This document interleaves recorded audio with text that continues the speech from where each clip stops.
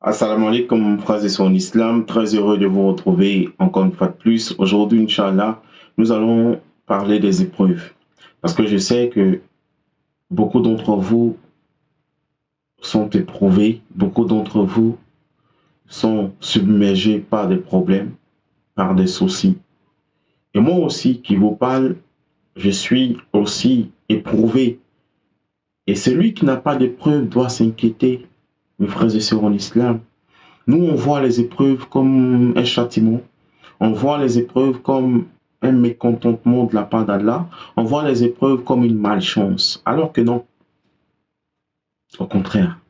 Le prophète Mohammed sallallahu alayhi wa sallam dit, quand Allah subhanahu wa ta'ala aime une personne, il soumet cette personne-là à des épreuves, non pas pour le punir, non pas pour l'humilier, mais plutôt pour le purifier et le rapprocher de lui. Vous êtes éprouvé, dites Alhamdulillah. Parce que la vie d'un croyant est une vie de lutte. Et Allah subhanahu wa ta'ala dans le Coran, il dit, on vous a certes créé pour une vie de lutte. Subhanallah.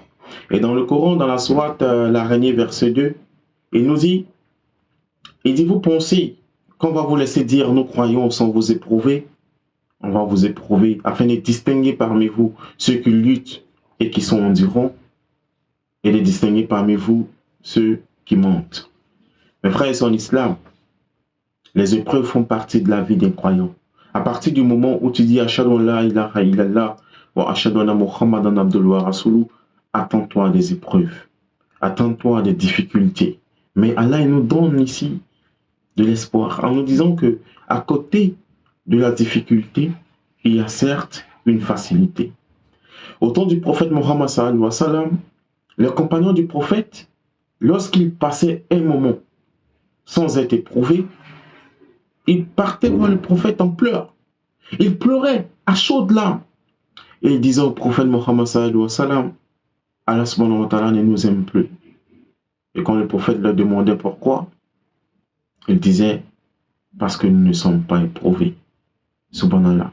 Et ils pleuraient parce qu'ils n'avaient pas d'épreuves. Et nous aujourd'hui, on pleure parce qu'on a trop d'épreuves. Subhanallah. Regardez le contraste de nos foi.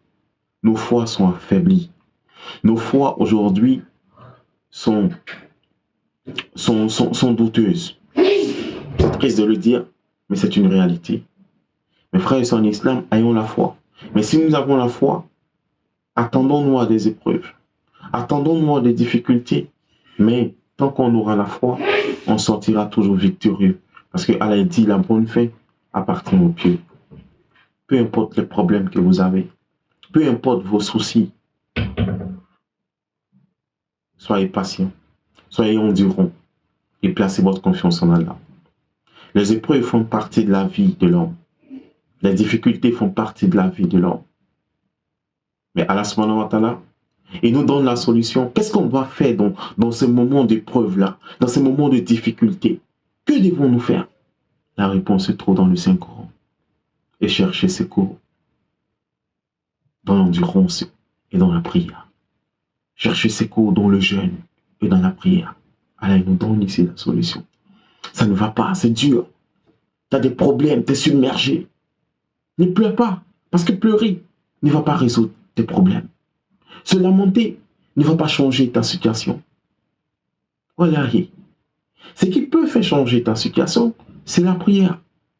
Le jeûne, la prière. Et j'entends des gens qui disent, non, je jeûne, je prie depuis, mais j'ai tout le temps des problèmes. Subhanallah. Sois patient. Sois patient. Mes frères et sœurs en islam, les épreuves sont la preuve que Allah nous aime. Et devant chaque épreuve, chaque croyant se doit de faire ses preuves. Afin non pas de montrer à Allah, parce que Allah il sait, mais afin de se montrer à lui-même à quel point il a la foi et croit en son Seigneur, en la promesse de son Seigneur. Devant chaque épreuve, même quand ça ne va pas, il ne faut pas aller chez les charlatans. Il ne faut pas aller chez les féticheurs. Il ne faut pas faire usage de la magie noire. Il ne faut pas casser les œufs au carrefour, pensant que ça peut t'aider à changer ta situation. Non. La solution ne viendra que d'Allah. C'est seulement dans la prière qu'on trouvera la force de continuer. C'est seulement dans la prière qu'on trouvera la force de surmonter nos problèmes. Devant chaque situation, ne pleurez pas, ne criez pas, priez. Remplacez vos pleurs par des prières et vous verrez qu'avec le temps, les choses vont s'améliorer. Votre vie va changer positivement. Vous deviendrez meilleur dans tous les compartiments, dans tous les sens. Et vous rendrez à Allah toute sa gloire.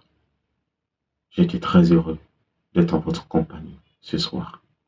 J'espère vous retrouver en vie et en bonne santé très prochainement, Inch'Allah, pour aborder d'autres sujets. Assalamu alaikum.